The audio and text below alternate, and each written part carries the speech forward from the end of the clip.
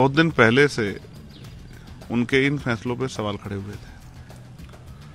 अब की इस बार का जो ट्वीट है बहन जी का, वो उसमें बहुत बड़ा विरोधाभास है। भाई, पहले आपने अपने भाई को पार्टी में राष्ट्रीय उपाध्यक्ष बनाया, फिर आपने अपने भतीजे को राष्ट्रीय कोऑर्डिनेटर बनाया, जिसका कोई संघर्ष नहीं था।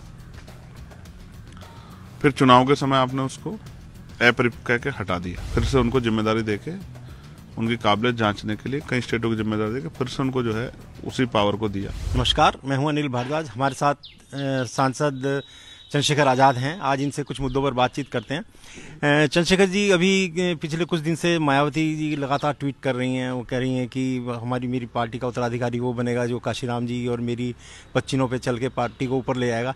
इस पर क्या कहेंगे? देखिए, वैसे तो बहन जी बड़ी समझदार है, और ये मैं नहीं कह रहा, पूरा देश जानता है। और क्योंकि आप ये भी जानते हैं अनिल साहब कि मैं उनका बहुत सम्मान करता हूँ उनके संघर्ष की वजह से, तो वो जो फैसले लेते हैं अक्सर मैं उन पर कोई सवाल उस तरह का नहीं खड़ा करता हूँ। उन्होंने जो पहले फैसला लिया वो भी उन्होंने सोच समझ के लिया होगा, पार्टी हित को देख कर। अब जो फैसले लिए वो भी जो है पार्टी हित को देख के लिए होंगे। लेकिन एक कड़वा सच ये है, क्योंकि जब आप किसी चीज पे विचार करते हैं तो अपना पक्ष भी रखना चाहिए। बहुत दिन पहले से उनके इन फैसलों पे सवाल खड़े हुए थे। अब की इस बार का जो ट्वीट है बहन जी का, वो उसमें बहुत बड़ा विरोधाभास है। जैसे आदमी सोकर जागता है, इस तरह की स्थिति का वो है कि आदमी को किसी चीज का पता न लग रहा हो, अचानक से किसी चीज का पता लगा हो। भाई, पहले आपने अपने भाई को पार्टी में राष्ट्रीय उपाध्यक्ष बनाया, फिर आपने अपने भतीजे को राष्ट्रीय कोऑर्डिनेटर बनाया, जिसका कोई संघर्ष नहीं था। फिर चुनाव के समय आपने उसको अपरिपक्व कह के हटा दिया। समाज इस बात को कहता तो शायद एक विरोधाभास होता, लेकिन आपने खुद हटाया, आपने इस बात को स्वीकार किया। फिर आपने चुनाव के तत्काल बाद फिर से उनको जिम्मेदारी देके, उनकी काबिलियत जांचने के लिए कई स्टेटों की जिम्मेदारी देके फिर से उनको जो है उसी पावर को दिया। और इस तरह की खबरें भी आई मीडिया के जरिए भी, और उनके नेताओं ने बोला कि भाई अब वो पूरे देश का काम देखेंगे। हालांकि वो देखेंगे नहीं देखेंगे इससे मुझे बहुत फर्क नहीं पड़ता है, लेकिन आप ये समझो, अब ये कहना कि रिश्ते नाते मूवमेंट में सेकेंडरी है, तो पहले आपने इनका प्रयोग क्यों किया? अगर आप पहले इनका प्रयोग ना करती तो फिर आप इस बात को कहती अच्छी लगती, क्योंकि पहले आपने खुद से बनाया, जिम्मेदारियां दी, और अब आप कह रहे हैं कि भाई रिश्ते नाते मूवमेंट के सामने। मैं तो बहुत दिन से इस बात को कहता आ रहा हूं, लेकिन एक बड़ा सवाल ये है कि अब उन्होंने ये कह के ये भी बता दिया कि वो व्यक्ति उस पद के योग्य नहीं है। आप इस बात को तो सहमत होंगे? बिल्कुल। उन्होंने कहा कि भाई उनके काशीराम जी के मेरी तरह संघर्ष करना पड़ेगा, तो इसका मतलब वो व्यक्ति संघर्ष नहीं कर रहा है। ये बात उन्होंने समाज को बताई, और संघर्ष कौन कर रहा है ये भी आप देख रहे हो। वहीं उन्होंने सिद्धार्थ जी को और नितिन जो इतने सीनियर लीडर थे उनको भी निकाल दिया। देखिए, उनकी पार्टी का फैसला है, वो किसको रखते हैं किसको निकालते हैं, इस पर तो मैं कोई टिप्पणी नहीं कर सकता हूँ, क्यों निकाला, कैसे निकाला। लेकिन मैं आपको स्पष्ट तौर पर कहना चाहता हूँ, और मैं मानता हूँ कि आप इस बात का समर्थन करेंगे, कि आज अगर पूरे देश में संतों, गुरुओं, महापुरुषों और जो बहुजन जो हैं, हमारे जो नेतृत्व हुआ है, जिन्होंने त्याग, बलिदान, संघर्ष किया है, जिनकी वजह से आज हमें अवसर मिले, उनके आंदोलन को अगर ईमानदार से चला रहा है तो आजाद समाज पार्टी भीम आर्मी का परिवार चला रहा है। और उनका एक छोटा सा कार्यकर्ता चंद्रशेखर भी जो है उस मूवमेंट को आगे बढ़ाने में योगदान करा। आपको याद होगा कि अभी जगत गुरु सतगुरु रविदास जी महाराज की जयंती पे पिछले लंबे समय से उत्तर प्रदेश सरकार ने छुट्टी नहीं रखी। मैंने केंद्र की सरकार को पत्र लिखा, प्रधानमंत्री जी को, मुख्यमंत्री को पत्र लिखा, हाउस में 2-3 बार सवाल उठा, और 11 तारीख को मैंने हाउस में बहुत जोर शोर से 0 आवर में आदरणीय जगदम्बिका पाल जी, जो उस समय चेयर पे थे, सभापति, उनके सामने सवाल खड़ा किया कि क्या हमारी आस्था नहीं है? क्या जो भगवान बुद्ध को मानते हैं, गुरु नानक जी को मानते हैं, संत रैदास जी को मानते हैं, गुरु कबीर जी को मानते हैं, या भगवान महावीर जैन को मानते हैं, उनकी आस्था का सम्मान नहीं होना चाहिए? तो उनके प्रकाश पर्व पे तो आप छुट्टी न रख रहे। जो उनमें आस्था रखते हैं, आज वो मजबूरी में फैक्ट्री में काम कर रहा है, कंपनी में काम कर रहा है, आप कावड़ पे आपने छुट्टियां कराई, कि भाई उनकी आस्था को ठेस ना पहुंचे। लेकिन जब इनके उसकी आस्था की बात आई तो मजबूरी में उस पर सरकारी काम लेना पड़ रहा है। उसका मन तो लग रहा है कि अपने गुरु घर में जाके अपने परिवार के साथ एक प्रकाश पर्व मनाएं, शोभा यात्रा निकालें, नगर कीर्तन करें, लेकिन मजबूरी में आप उससे नौकरी करा रहे हो, तो आप लोगों की आस्था से खिलवाड़ कर रहे हो। इसको मैं सच्चा सनातन नहीं मानता। मायावती सनातन का मतलब है न्याय, परंपरा है, और आप तो परंपराओं को, जो परंपराएं चली आ रही हैं बहुत लंबे समय से, आदिकाल से, आप तो परंपराओं को नष्ट कर रहे हैं, लोगों की भावनाओं का अपमान कर रहे हैं। मैं तो कोशिश कर रहा हूं कि देश जागे और अपनी अधिकार को, अपने कर्तव्यों को जानकर और सरकार से सवाल करना सीखे। मैं तो ड्यूटी कर रहा हूं। तो इसलिए मैं कहता हूं कि अगर आज इस देश में ईमानदारी से कोई जनता की आवाज उठाने का काम कर रहा है तो आजाद समाज पार्टी के लोग हैं, भीम आर्मी के चंद्रशेखर आजाद, उनके साथी जो हैं, जो दिन रात मेहनत कर रहे हैं कि जनता को जागरूक कर सके। चंद्रशेखर जी, जैसे मायावती ने अभी जो स्टेटमेंट दिया उससे पहले परिवारवाद की बात आ रही थी कि परिवारवाद शुरू कर दिया उन्होंने, अब अचानक एकदम से परिवारवाद से बाहर निकल रही हैं, तो मतलब क्या लगता है कि वो परिवारवाद से बाहर निकल पाएंगी या नहीं? देखिए, मुश्किल है, क्योंकि समाज ने तो सब देख लिया कि पहले आपने किस चीज को बढ़ावा दिया और वो चीज रिजेक्ट कर दी समाज ने भी, उसमें काबिलियत भी नहीं। अब आप उसको विड्रॉ करके आप समाज में कुछ और संदेश देना चाहिए। समाज देखता है सब चीजों को, समाज मुझे भी देखता है, उनको भी देखता है। हालांकि उनका कद बहुत बड़ा, मैं खुद ही सम्मान करता हूँ उनका, हमारी पार्टी के लोग सम्मान करते हैं। लेकिन आप ये सोचो, जिस चीज का आज आप विरोध करें उसको बढ़ावा किसने दिया? मैंने तो नहीं दिया, और नीचे के लीडर की किसी की हिम्मत नहीं है उस पार्टी में कि कोई जब सुझाव दे दे। ये तो आपने दिया ना बढ़ावा। और जब आपने जिस चीज को बढ़ावा दिया और वो चीज फेल होगी, समाज में रिजेक्ट होगी, तो एक रिजेक्ट चीज को बार बार करके समाज के सामने लाओगे, भाई बोतल वही, माल वही और बोतल नहीं, माल वही और बोतल नहीं, तो ये कब तक चलेगा? तो समाज ने रिजेक्ट कर दिया, सच ये है।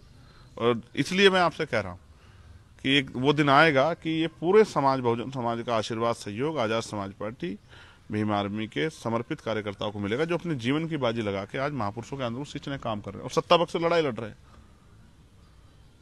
जो अंधविश्वास, पाखंडवाद, साइंटिफिक टेम्पर को, जो है टेम्परामेंट को बना के रखने के लिए लोगों को तैयार कर रहे हैं, जो लोगों को चाहते हैं कि वो भयमुक्त समाज बने, वो आर्थिक रूप से उन्नत समाज बने, और वो ड्यूटी कर रहे हैं। मुझे विश्वास है कि उनका संघर्ष देश भर में एक नई क्रांति पैदा करेगा। प्रयागराज में महाकुंभ में करोड़ों की संख्या में लोग बाग स्नान करने आ रहे हैं। आपने अभी पिछले कुछ दिन पहले एक टिप्पणी भी की थी, तो मतलब आपको क्या लगता है, मतलब ये और इसकी व्यवस्थाओं को लेकर और इन सब चीजों के ऊपर आप क्या कहेंगे? देखिए, सरकार ने नाश कर दिया सब चीजों का। इतना प्रचार किया, जिस प्रचार पे भी 144 साल पे सवाल खड़े होने लगे, और जो वहां जा रहा है, आप हजारों वीडियो होंगी, वही लोग आपत्ति कर रहे हैं कि यहाँ कोई व्यवस्था नहीं है। आपने प्रचार किया, आओ आओ आओ आओ, और फिर वहां आप लोगों को भौतिक सुविधाएं, बुनियादी सुविधाएं भी नहीं दे पा रहे हो। लोग परेशान है, कई घंटे का जाम लग रहे हैं। मैंने मीडिया पे पढ़ा 300 किलोमीटर का जाम लग गया। मैंने सुना कि 7 रोड है, 8 रोड, वो सब जाम हो गए। मैंने सुना कि जनता परेशान हो रही। मैं तो नहीं गया, लेकिन मैं जानता हूं कि मीडिया के जरिए पता लग जाता है। और फिर कितनी बार टेंटों में आग लग गई और कितने लोगों की जान चली गई, कितने लोग बिल के आपने देखा। दिल्ली में भगदड़ हो गई, मैक्सिमम लोग कन्फ्यूजन के चलते हुए भगदड़ हुई, कोई जवाबदेही नहीं है।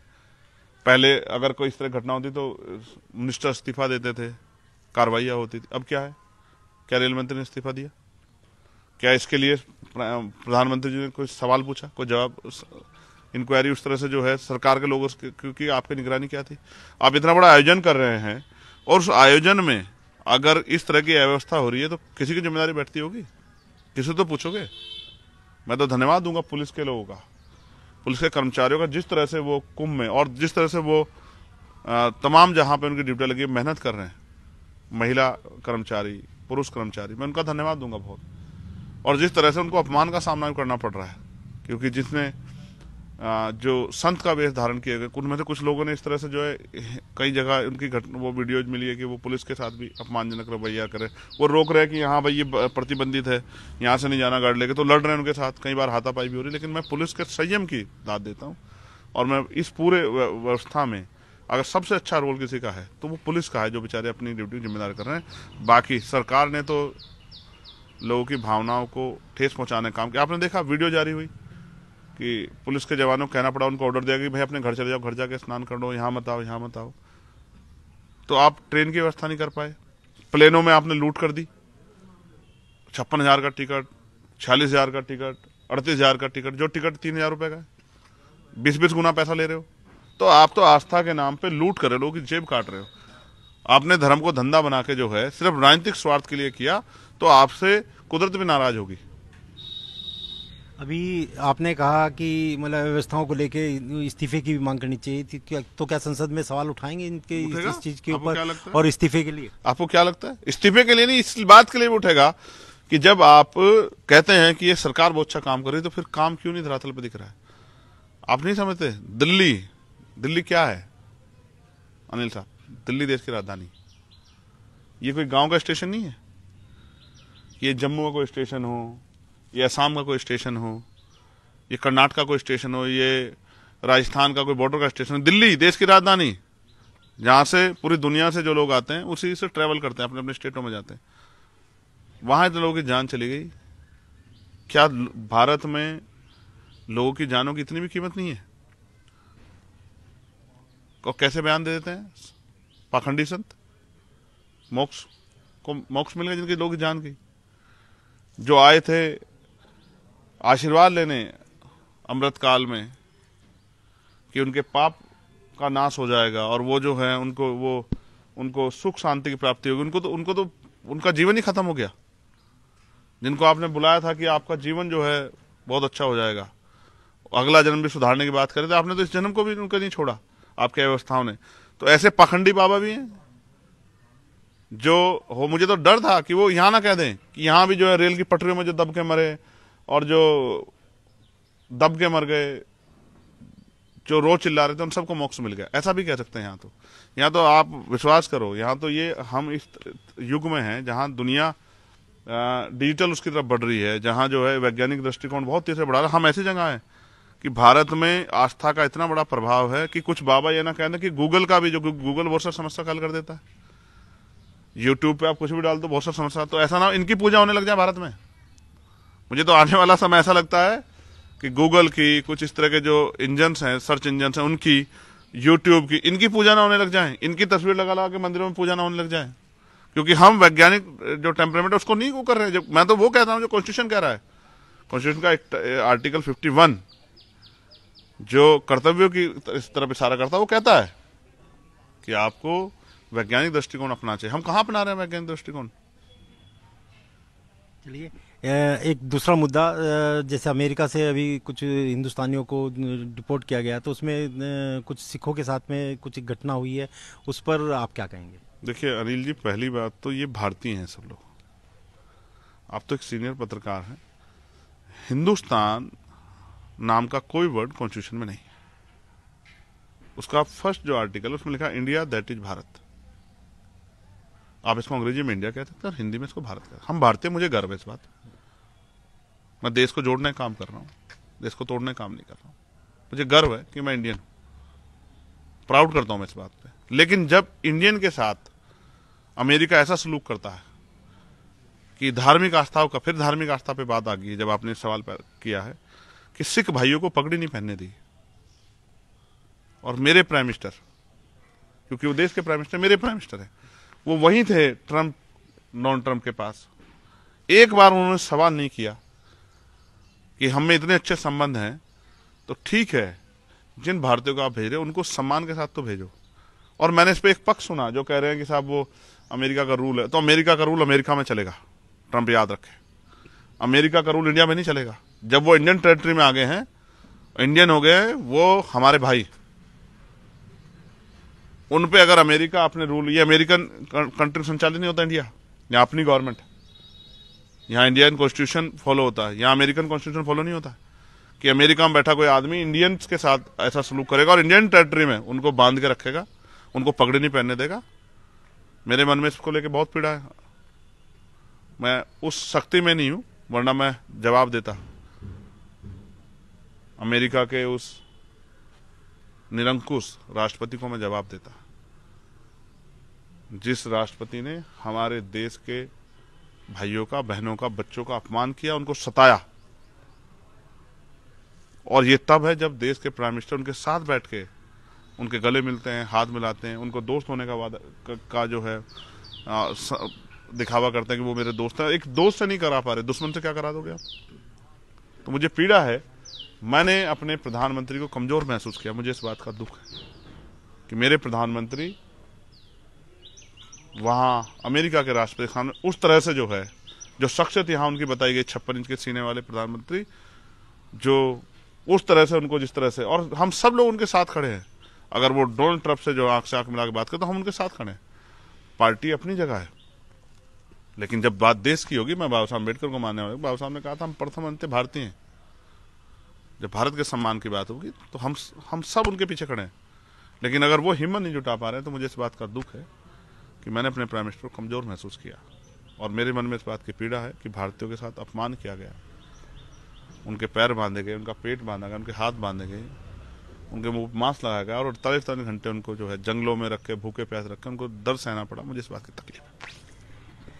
ये थे हमारे साथ सांसद चंद्रशेखर आजाद। बड़े खुलकर बोले मायावती के परिवारवाद को भी लेकर, महाकुंभ की अव्यवस्थाओं को भी लेकर, और अमेरिका से जो भारतीयों को डिपोर्ट किया गया उसके ऊपर भी लेकर। अनिल भारद्वाज, सहारनपुर, यूपी तक।